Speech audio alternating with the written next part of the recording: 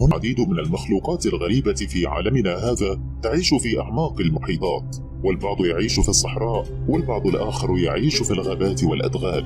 ولهذا نحن اليوم سوف نتعرف على 10 حيوانات غريبة لم تكن تظن أنها تعيش معنا جنبا إلى جنب على هذا الكوكب. ولكن قبل أن نبدأ لا تنسوا أن تضغطوا على زر الإعجاب وأن تتابعوا قناتنا وتفعلوا جرس الإشعارات ليصلكم كل ما هو جديد.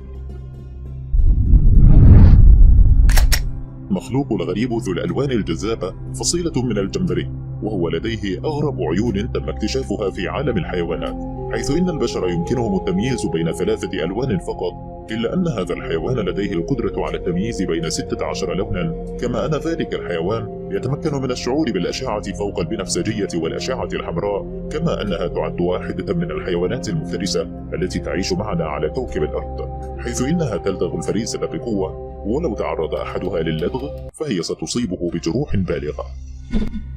السلطعون البري واحد من أضخم حيوانات تلك الفصيلة، ويتميز بأنه قادر على الاصطياد بمهارة، حيث يصطاد الفريسة ويذهب بها للمأوى الخاص بها ليأكلها، وهم متواجدون في ساحل المحيط الهادئ. ويتمتع هذا الحيوان بمنظر مخيف يجعلك ترهب الاقتراب منه، حيث إنه يتحرك ويسير بطريقة تجعله مرعبا جدا.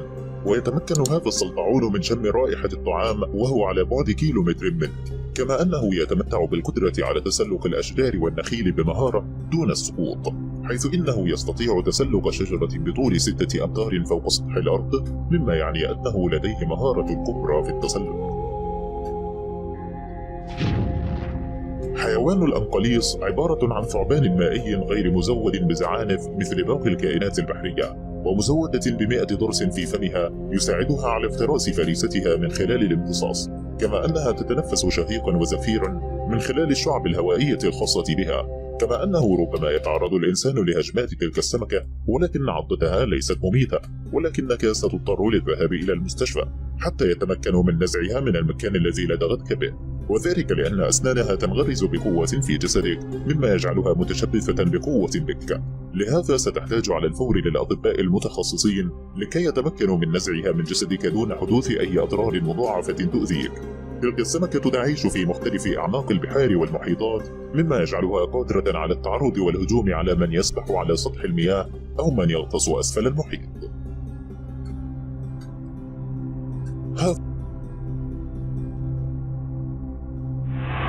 السلحفاة العملاقة لديها ظهر ناعم جدا مختلف عن باقي السلاحف التي نعرفها، حيث إن الباقي لديه ظهر قوي وصلد وخشن، ولكن تلك السلحفاة لديها أسنان حادة جدا وقوية تستخدمها في الدفاع عن نفسها، كما أن عضة تلك الأسنان مؤلمة جدا للإنسان، لهذا عليك أن تتجنبها لأن عضتها ستؤلمك بشدة. كما أن رأسها كبير وأنفها تمتد على آخر رأسها، ورأسها تتمتع بالقدرة على الدوران في أي اتجاه، مما يساعدها على تأمين نفسها من جميع الجهات.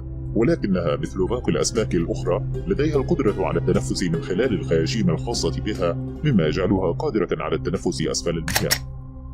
إن كنت تظن أن التنانين مجرد كائنات خرافية كنا نسمع عنها في الأساطير فقط، فأنت على خطأ، لأن التنانين كانت توجد حقا على هذا الكوكب، ولكن منذ زمن طويل.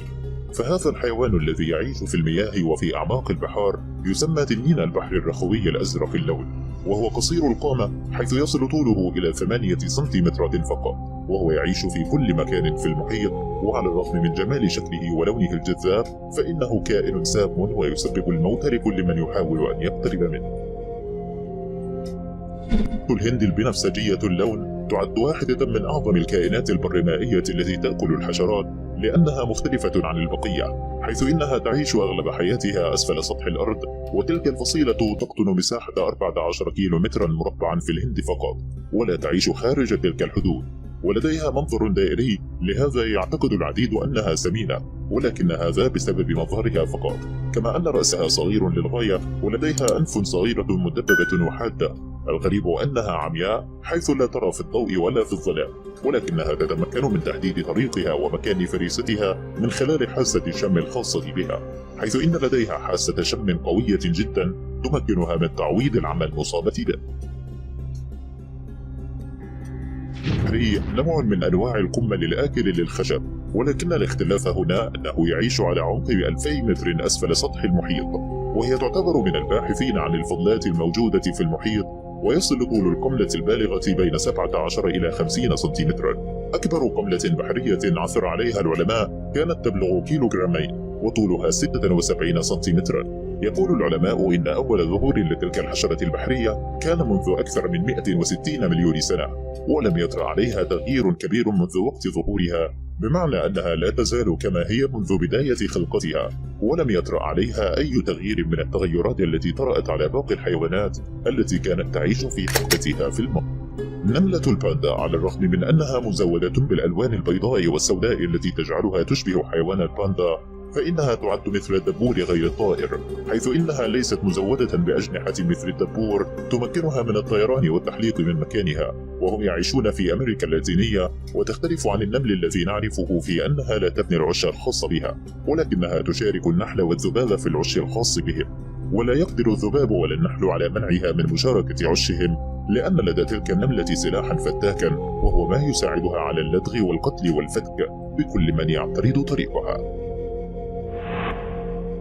سمكة الخفاش تعد واحدة من الأسماك ذات المنظر اللطيف الذي يجذب الكثير لها، كما أن لديها شفاه جميلة جدا وملونة، كما لو أنها تضع لونا على الشفاه. ولكن الغريب في أمر تلك السمكة أنها غير قادرة على السباحة، فهي تتحرك فقط تحت المياه كالسلطعون فوق الأرض، حيث إنها تسير على أقدامها فقط، ولا تقدر على السباحة والتحرك بحرية في المياه. ولكن على عكس ذلك فهي تعد من الحيوانات المفترسة، والغريب أنها لا تكلف نفسها بالجري وراء الفريسة، ولكنها تنتظرها فقط في مكانها إلى أن تقترب منها، ومن ثم تنقض عليها تلك السمكة حتى تتمكن منها، ومن ثم تأكلها. يعتبر حيوان السمندر أكبر حيوان برمائي على الإطلاق، حيث إنه يتمكن من العيش والتنفس في المياه والعيش فوق سطح الأرض.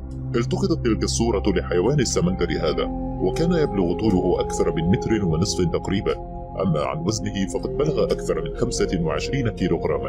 الغريب في الأمر أن ذلك الحيوان كان يعيش في حقبة الديناصورات، واستطاع أن ينجو بحياته منذ تلك الحقبة وحتى يومنا هذا، مما يعني أنه قادر على التأقلم والتكيف في ظروف عديدة تجعله قادرا على مقاومة الانقراض على عكس باقي الحيوانات الأخرى. هذا كل شيء لليوم، شكرا لكم على مشاهدة الفيديو، نلقاكم في مقطع مقبل. هذا كل شيء لليوم. هل تريدون أن تشاهدوا المزيد من المقاطع على قناتنا؟ سأساعدكم على ذلك. اضغطوا هنا على زر الجرس وستصلكم فيديوهاتنا أولا بأول. شكرا للمشاهدة.